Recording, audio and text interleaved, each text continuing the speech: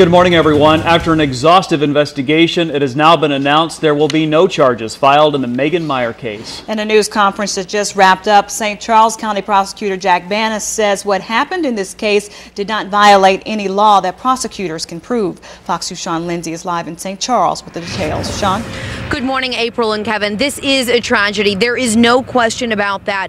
But the prosecutor says that what happened in the days before Meier killed herself involved a number of conversations online between teenage girls, and those girls never imagined that this would happen, that she would kill herself. Bannis says the intent of creating the fake MySpace account was to find out what Megan was saying about a friend. Bannis says the mother of that friend, Mrs. Drew, knew about the account and knew about Megan's fragile mental state, but her role in many of the communications is disputed, including the final communication that said the world would be a lot better without Megan. That came from an 18-year-old employee of Mrs. Drew's who is now hospitalized for psychiatric problems. She herself may be suicidal as a result of her involvement in this terrible tragedy.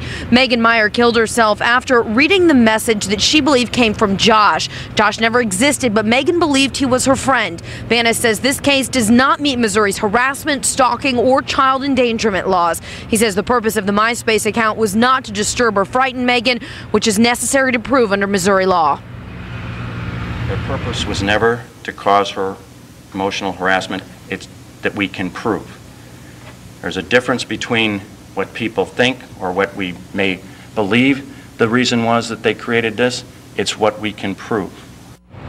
Now, Bannis says that there has been plenty of retaliation against the family involved with the creation of that MySpace account. Ironically, much of what has happened to them may actually be prosecutable as harassment. He says that there have been things that have been said and done online. Their house has been hit with paintballs, windows have been broken, and charges will be filed in at least one instance.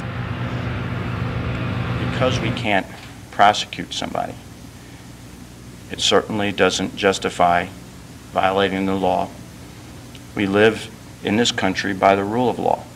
We have to. Otherwise, we lose our civility.